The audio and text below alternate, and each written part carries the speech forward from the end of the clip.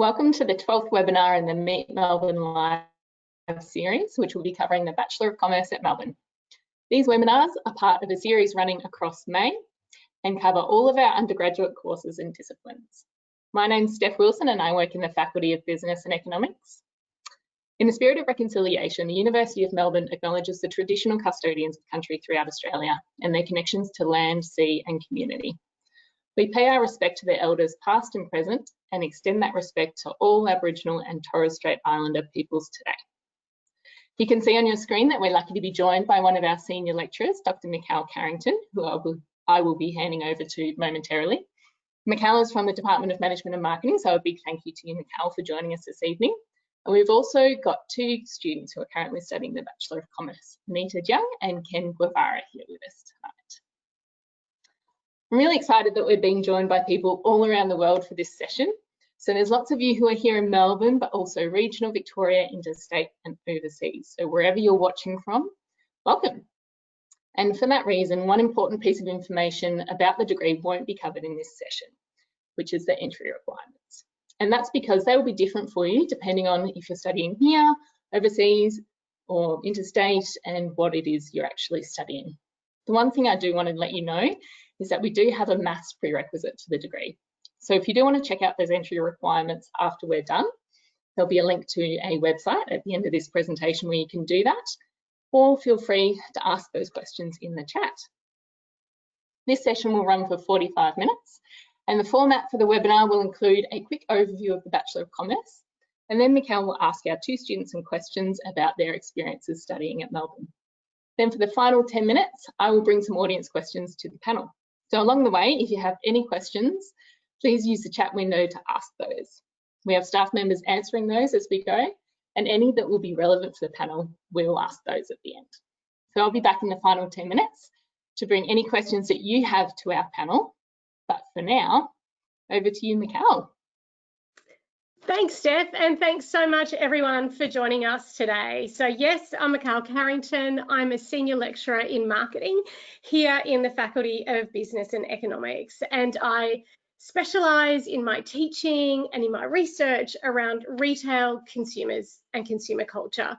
These teaching and research interests have come to me through my experiences in industry. So prior to becoming a marketing academic here at the University of Melbourne, I spent 10 years in industry working for the big FMCG company called Unilever.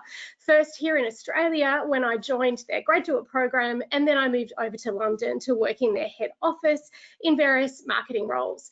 And my journey all started here at the University of Melbourne, where I did my undergraduate degree.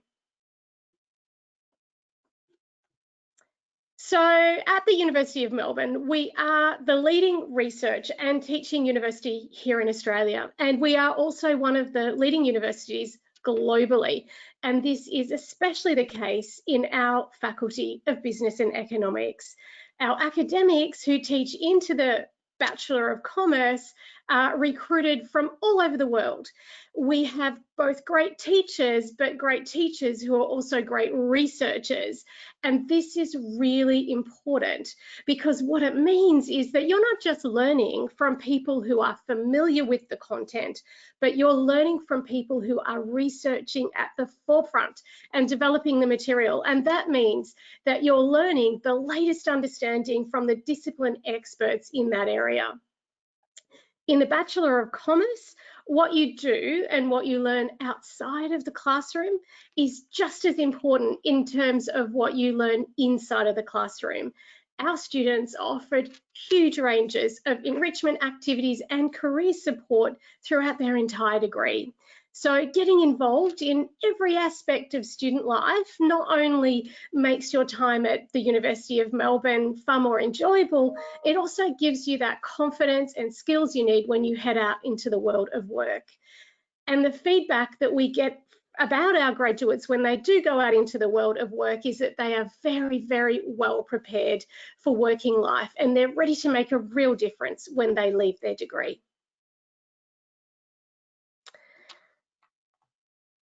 So looking at, I guess, the structure of the course, we've got 6 majors in the Bachelor of Commerce. Majors in accounting, actuarial studies, economics, finance, marketing, and management. And you can combine 2 of these areas to do a double major if you want to, or just a single major. Double majors in areas such as marketing and finance, for example. There is one exception to the ability to do a double major, however, and that's if you want to major in actuarial studies. This has to be just a single major to get the accreditation requirements for that. So I'm sure that there's quite a lot of you out there thinking, what is actuarial studies? Well, actuarial studies combines the fields of economics, mathematics, statistics, finance, and demographics all together to understand risk and how we mitigate and manage risk. And it's really ideal for people who have a strong mathematics background. But you don't need to make the choices about your majors until the 2nd year. And the best advice that we can all give you tonight is follow your interests and do the subjects that you enjoy, because generally that's what you're going to do best at. Okay, so when we think of the Bachelor of Commerce, we can break it up into 3 components. So the first component are the compulsory subjects. So to get the Bachelor of Commerce, you need to take 7 compulsory subjects at the very beginning of the degree. So this gives our students a really strong foundation in micro and macroeconomics, accounting, finance, and organisational behaviour, so that when they do go out into the workplace, they do have the essentials that they need in terms of skills to enter when they get out to work. But there's also the core subjects. So you start with the compulsory, then you move on to the second component of the degree, which is the core subjects. And these are the subjects that make up your single or double major. It's where you get that real depth of knowledge that employers value so highly. And this comes in your 2nd and 3rd year. And then the final component, the 3rd component of the BCom, is your breadth. Now, this is a key component of the University of Melbourne curriculum right across all of our faculties. And what it means is that our students are given the opportunity to take up to 4 to 6 subjects that are outside of our faculty in a different field.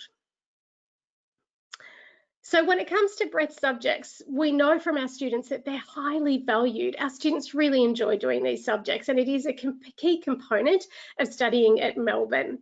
And there are 2 ways that our students use these breadth options. The first way is that some students like to complement their commerce studies by taking up other subjects in other disciplines that really deepen their knowledge.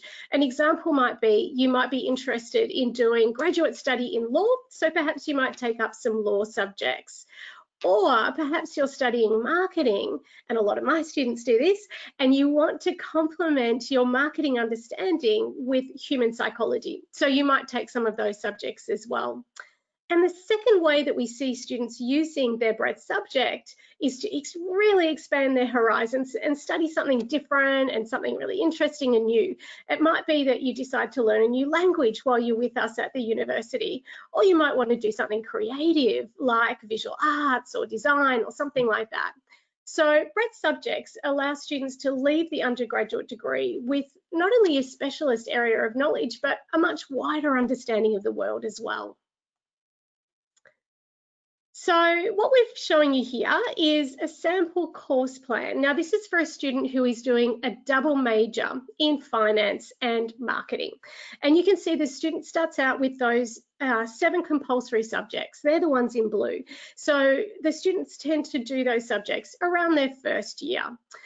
So they started with those, and then you can see the student moving into their majors. So this student is doing a double major in finance, which is in orange, and marketing, which is in the pinky red colour. And then we can see consistent throughout their entire degree is this breadth component, and that's in the green. So you can see that this particular student has chosen some majors in psychology and media, but they're also doing some fun stuff around Samba. The key point here, I guess, is that every course plan is unique to every single student in our degree. So you'll have your own course plan that's going to reflect your interests and your majors. And you don't need to worry about it because there's a lot of support during the whole first year and right through your degree to help you to decide which subjects and majors are right for you. So if you're thinking about where this degree might take you, and I hope you are, then the great news is there are many, many options. There are so many directions that our graduates go in after their degree, and it really largely does depend on the major that you have taken during your degree. The Bachelor of Commerce is a very employable, industry-ready qualification, and many of our students graduate after the 3 years, go straight into full-time work. In fact, 80% of our graduates are employed in full-time employment within 4 months of graduating from the BCom, and that is a statistic that we are very proud of. There are also lots of further study options if you wanted to stay with the faculty and perhaps forge a research pathway for yourself. Then there are options to do honours and then graduate research and perhaps even move on to a PhD. But you might be interested in further specialising in a particular area of commerce, and you can do that through a coursework master's degree as well.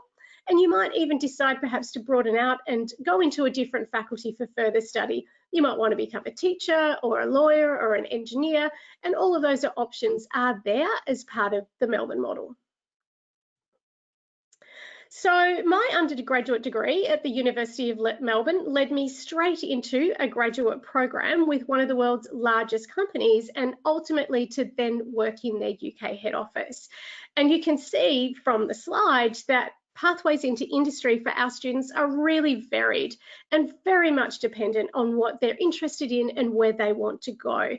So we've got examples there of students who have left us and gone on to found their own startup businesses, really entrepreneurial students, through to banking and finance, management and marketing roles right across the world. So the Faculty of Business and Economics has a really, really strong and generous network, and that enables us to offer a whole range of scholarships that are specific to the Bachelor of Commerce, and these are often made possible by the support of our very generous alumni. Some of these scholarships can even support you in terms of your accommodation fees and living expenses while at the university. The domestic scholarships, and you can see those on one side of the slide, are assessed on either academic merit or on Access Melbourne applications. If you don't know what an Access Melbourne application is, I would absolutely suggest that you familiarise yourself with those. Hop onto the website and have a look, or you can ask in the chat. The domestic scholarships that do have an asterisk next to them will require an additional application to the faculty. Make sure you don't miss out on that, particularly if you are eligible. When we look at the international scholarships, all international applicants are automatically considered for those international scholarships. There is no additional application required. Okay. So thank you so much, everyone, for listening through, I guess, the formal slides. Now, what we're going to do is, I think you probably heard me talk for long enough. So we're going to move on and talk to our two students who have come along today to, I guess, give you their perspective on the Bachelor of Commerce. So we have Ken and we have Anita. I'm going to ask each of our students, firstly, to introduce themselves and then talk about some of the things that they were considering when they were deciding on tertiary study and what led them to choose this degree. So I might throw first to Anita, if that's okay, and then Ken, if you wouldn't mind responding as well. Hi everyone, lovely to meet you all. So my name is Anita and I'm currently in my second year of my Bachelor of Commerce. So in terms of what things I considered when choosing this degree, I actually had no idea until I think my very last 2 weeks of year 12. I'm somebody who's very, very curious. I get interested by many different things. And in my high schooling, I actually did mostly science and math subjects. But in my final few years, I thought maybe law was something that I was interested in, but I didn't want to dive into it straight away. I wanted to sort of gain a better, a broader, a deeper understanding of I guess, the fundamentals of how our society functioned before I dived into something, I guess, as intense, as big as a law degree. And that's why I chose a Bachelor of Commerce, because I thought the opportunity to study 3 years undergrad and then determine whether I wanted to go into industry straight away or still pursue the JD would work really, really well for me. And I'd never really done anything businessy or commerce based. So in that sense, I wanted to challenge myself and further my knowledge in those areas. Wonderful, thank you. Ken. Yep, thanks, Mikkel. So for me, I think I echo a lot of the points that Anita raised, which is I didn't really know what I wanted to do in the final few weeks of my year 12. But I took a look at what subjects I was doing because I picked my VC subjects as to what I was interested in. And I saw that I really was basically sort of half of me was in science and half of me was in arts. So I did a lot of humanities subjects and a lot of maths and science subjects. And so a friend of mine told me that it sounds a lot like business, which is, you know, going through and understanding data and making judgments on that data. And so it's sort of a combination between those two halves, and that's why I joined the Bachelor of Commerce.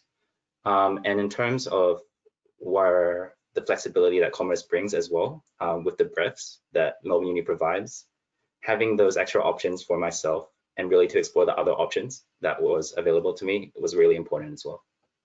Wonderful, thank you, Ken. I'm just going to pick up on that point around breadth subjects. Could you talk me through the breadth subjects that you've already done or you're planning to do? Yep, sure. So the breadth subjects I've done are actually, firstly was Calculus 1 and then Psychology 1. So yeah, that sort of duality between science and sort of, well, psychology is a science, but that's still debatable to some people. Yeah. So yeah, having that sort of understanding and real variety of knowledge really helped me in commerce as well, because getting that extra maths practice helps a lot in economics, and having that psychology sort of practice helps a lot in sort of understanding economics as well on the more behavioral side. And so having those two things really, it all works together, and there's a lot of synergy benefits that come with it. Fantastic. And what about you, Anita? You talked about how you I guess moved into the BCom in a way to challenge yourself. How have you challenged yourself in terms of the majors that you've chosen, and perhaps how you've then moved into breadth as well? I think, first of all, on the academic side, I think moving into university and adjusting to that new learning style is essentially a challenge in itself. So becoming a lot more independent, developing that additional sense of resilience and self-discipline is something that I had to adjust to, on top of the fact that a lot of people around me would be saying, you know, oh, I did this in year 12, I've done this accounting subject. And it's really easy if you don't have that background to feel a bit disheartened and feel a bit behind. So I guess the most important thing there is to just believe in yourself and keep on top of your workload. Other ways I've challenged myself, I guess one thing is I'm somebody who really likes balance. So I've maintained part-time jobs and also involvement in volunteering and student societies, because I think those experiences really complement a commerce degree really well. In terms of my breadth, I mentioned before that I was sort of interested in law. So the first breadth subject I did was Principles of Business Law. And I really enjoyed that one because it exposed me to how law subjects are actually taught quite differently to something like economics. And the second breadth subject I've done is Chinese 6, I think. And the reason I did that was because I kind of struggled through Chinese VCE in high school, and I didn't want to just give up on that language, and I wanted to continue learning about the culture and the language in my university degree. So that's why I took that subject. I actually really enjoyed studying the language as part of a university subject.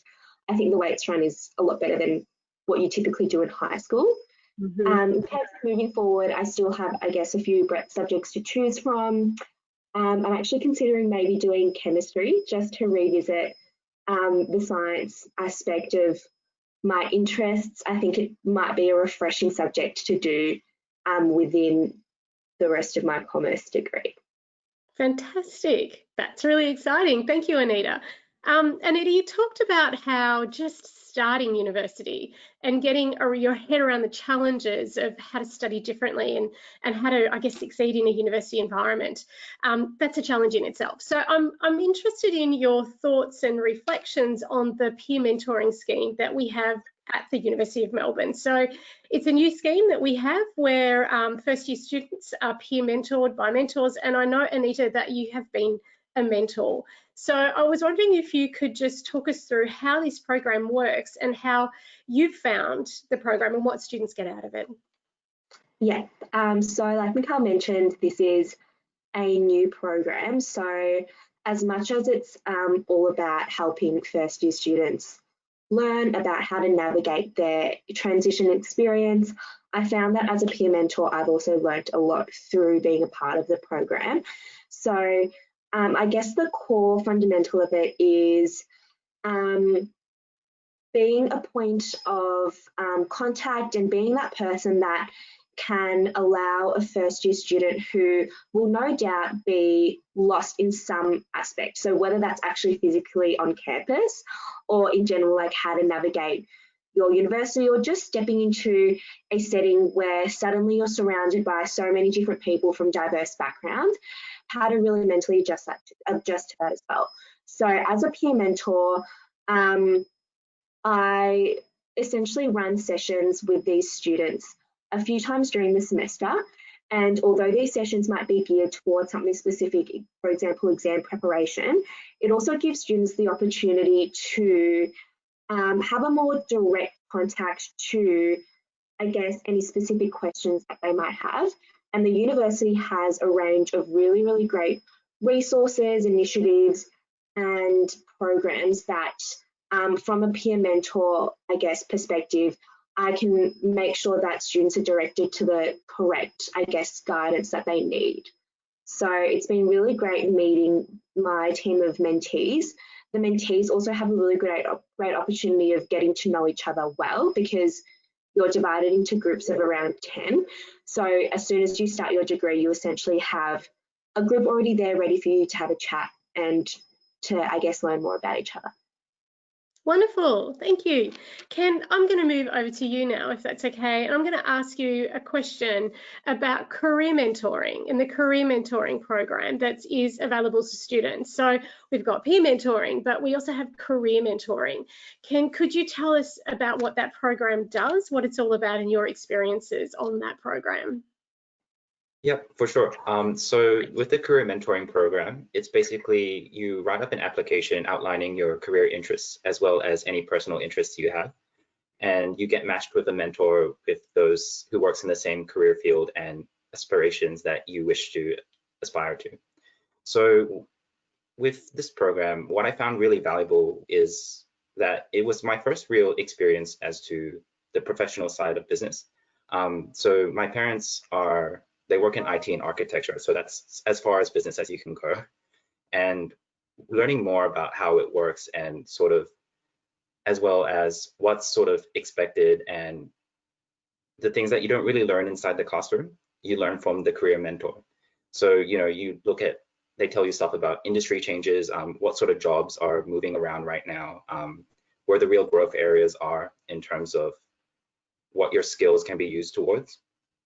And yeah, overall, it's a really good program. And I think the best thing I got out of it was not so much the knowledge that I received from my mentor, but just having someone to talk to and creating like a relationship with them that was quite nice and was very fun, because as a person, I don't want to, see them as just like a networking opportunity. Like having that one-on-one relationship really builds something quite valuable that you can take past the program as well. Thank you. And just guys, talking about valuable experiences, we've talked about how being at the University of Melbourne is so much more and so much more enriching than just doing the BCom. And particularly when you become really involved in student clubs and societies, it's a great way to get to know your peers, to understand what they're studying, and to get a lot more out of the Melbourne experience. Ken and Anita, can I ask you about your experiences with student clubs and societies? I'll quickly go first then.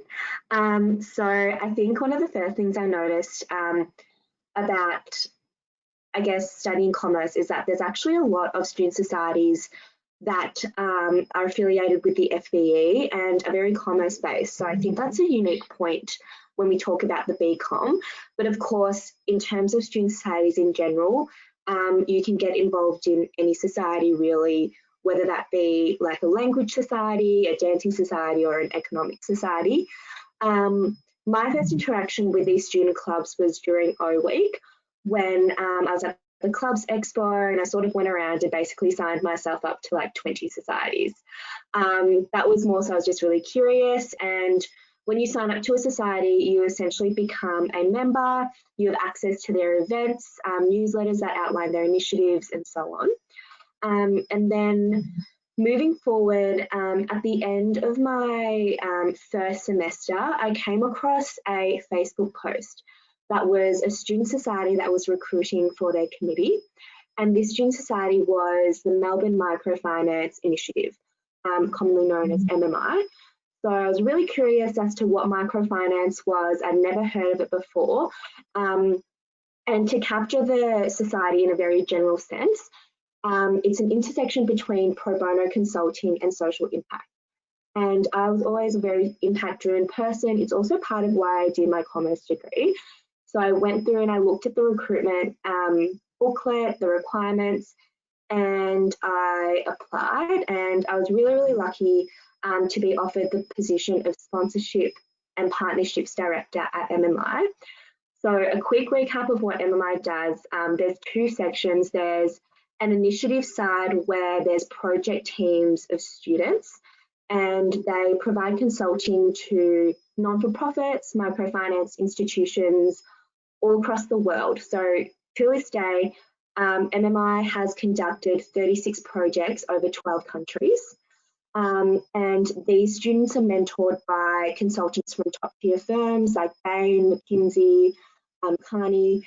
And on the operations side, which is where I work, this is where we focus on student engagement and running events, releasing publications that is all about improving the knowledge and also the skills of the diverse member base we have across the whole University of Melbourne. So in the sponsorship team, I've learnt so many things that I never thought I could pick up on as a uni student, especially in my first and second year. I was kind of thrown into the deep end, having to liaise, negotiate contracts, and just maintain relationships with these really, really important stakeholders.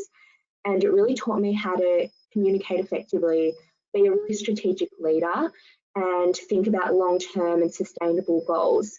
So it's been such an integral part of my uni experience. I can't really think of what my experience would be like without it. And on top of all like the hard work, the businessy part, it's also such a valuable experience making friends and meeting people who you will, without a doubt, be in contact with for the rest of your life.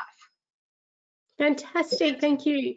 Anita's talked about, one of the things I picked up on, you talked about being thrown in the deep end, and I'm going to talk about being thrown in the deep end in case competitions.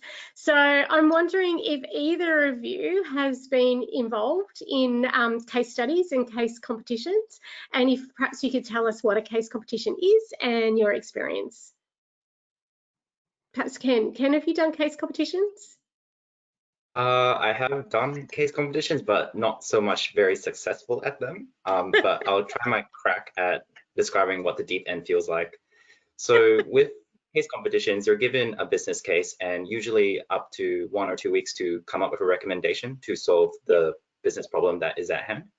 And so the thing with this business case is that you're given almost little to no background, and a lot of the information and ideas you would need to source for yourself. And so being sort of this high pressure environment really forces you to think, as Anita said, strategically.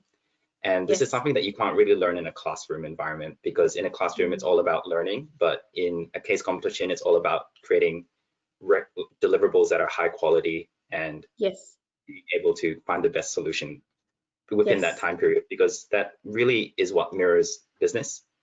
In a business, if something happens, they're not going to give you a full semester to figure out a solution. They want it within 2 weeks.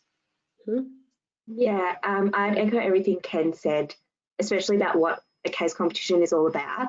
I didn't do any case competitions in my first year because I just found it so intimidating. I didn't want to dive into that deep end. I was like, I'll do this, I'll spend so much effort on it, but it won't take me anywhere. Like, I'm not going to win. But that's not the mindset you should be having. You essentially can never improve if you never try, right? So this year I've done 2 case competitions so far.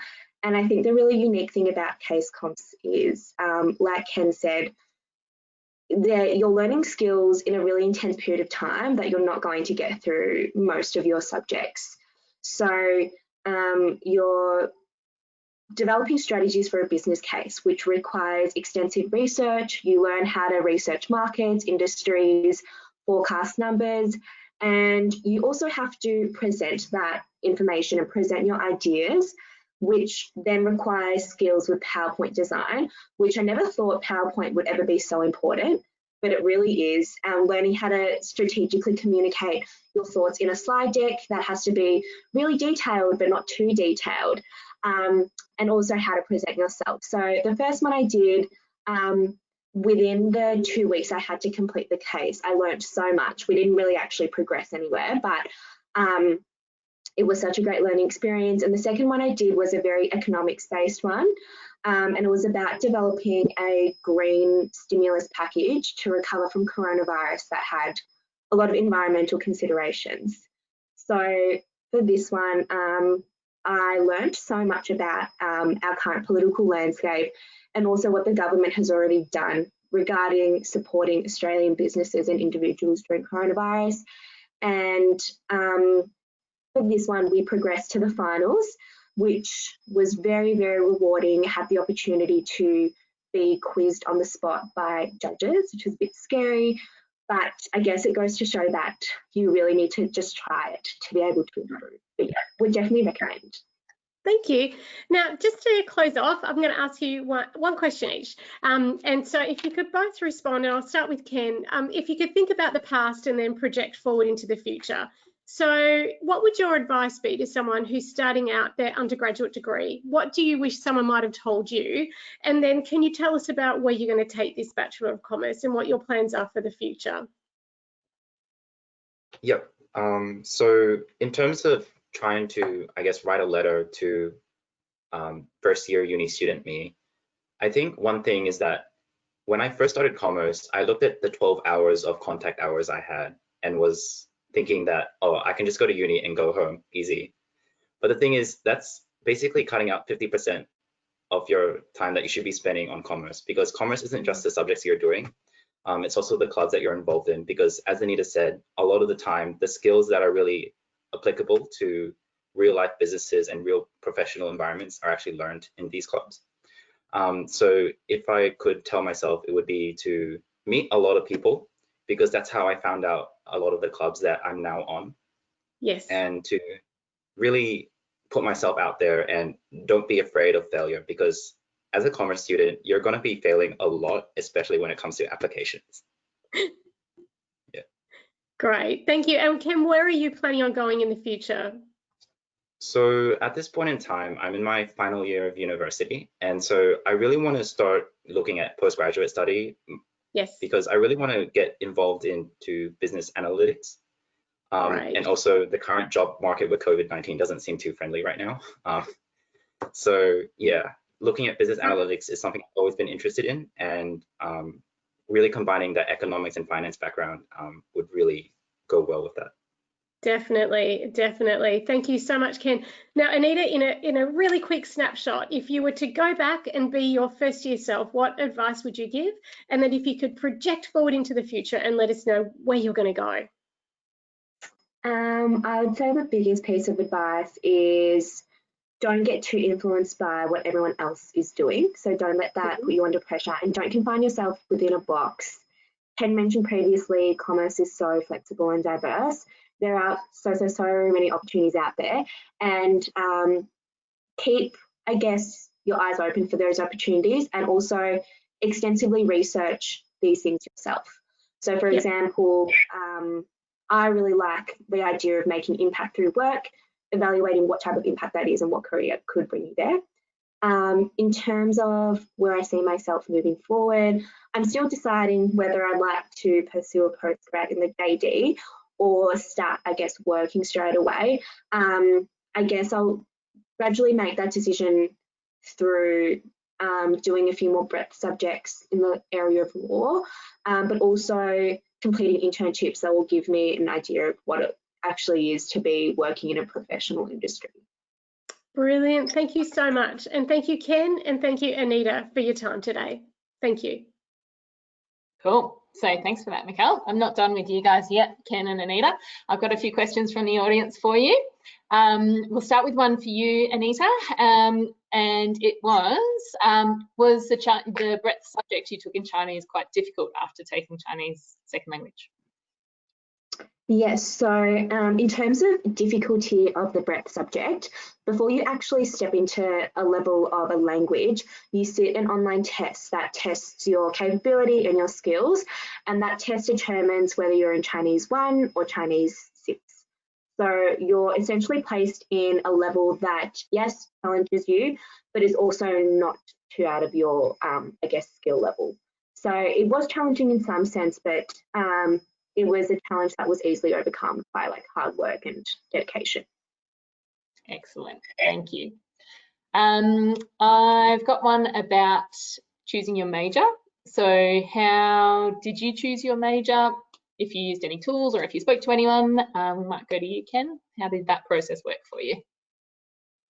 So when it came to choosing my major, I knew that I've always been interested in economics. And so economics was already like a surefire locked in thing. And it was more choosing what my second major would be. And so one thing that I noticed was that a lot of the time, you could see the commerce majors as being split into more quantitative majors or qualitative majors. And so what I really wanted to do instead was look at sort of the quantitative side, and so that's why I chose finance as my second major. However, since the commerce degree is very broad and you can do a lot of subjects within it, I've actually been doing a lot of management subjects as well. So right now I'm doing project management, and in the past I've done management consulting, which was a very fun subject to do, where you actually worked with a real life company and worked on a case with them for a whole semester. And so that's how I chose my majors. It was more the quantitative side, but I didn't want to do actuarial because I wasn't that good at math. Yeah. Fair enough. Very good. Anita, have you looked in your majors? How has this worked for you? Similar standpoint to Ken, actually. I'm kind of tossing up between 3 majors at the moment. I was actually always pretty set on finance, and I'm considering either economics or management. I'm currently doing my first management subject, so I think I'll, I guess, decide after I guess this sem to see as to like, do I prefer subjects in economics or subjects in management? But here, in terms of, I guess, your future career options, I used to think that you need a really specific majors to enter really specific jobs, which is really not the case. It's really flexible. Employers, yes, they do look at your majors, but it's not a deal breaker if you don't do the majors you think fit directly into a job. So for me, it's more about which subjects do I enjoy studying. Sounds good. Sounds good to me. And another one, have either of you been overseas as part of your degree? And I think you have, Ken, is that right? Yeah, so I took a non-eco and finance subject called International Business Experience. And so this subject is conducted in a country outside of Australia, where you go over there and you learn about how business works in such a different environment from the one that you're used to in Australia. So the country that I went to was India, and so learning a lot about how an informal economy works that was very cash based, and learning about how fast and dynamic it is compared to other economies, like more developed economies, was very interesting. And being able to really connect to business owners in that economy and learning how they do business in that environment was very interesting as well. Cool, excellent. Either one of you could tackle this one. So I've got someone who wants to know how much time you spend in class or in lectures, and how much do you spend outside of that studying? And this may be different depending on how studious you guys are, but maybe Anita, do you want to describe what a week at university might look for you time-wise? Yes, so in my first year, I did 4 subjects every semester, and my contact hours were usually 12 to 13 hours. So that's essentially, for a generic subject, it's like 1 hour or 2 hour of lectures and then a 1 hour tute. And I couldn't actually tell you the exact number of hours I spent studying outside, but I think a ballpark figure would be the same amount I spent in the classroom. So I'd say per subject every week, I would dedicate another 3 to 5 hours at home studying. Of course, it depends on the week, whether it's a week that you're pretty relaxed or a week you have mid-semester assignments, or a week where you're catching up on everything that you may have fallen behind on. And then, yeah, that's where I'd say probably like 12 and 13 hours outside of uni study. Cool. And are you pretty similar, Ken? Yeah, so in terms of, because the thing is, uni is quite flexible, right? And so there's not really any prescribed time to how much you should study outside the classroom. So for me, I usually take a ratio of, like, if it's 1 hour in class, I would spend 1.5 hours studying it. And so the other thing is that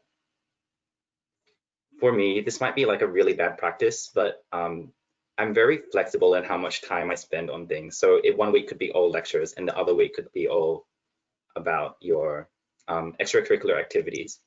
And so that's sort of what's going through right now. And so the thing I want to bring up with this flexibility is that since uni doesn't actually tell you that you should be, at this week of your, it doesn't really chase up on you on whether you've done the work for this week or not.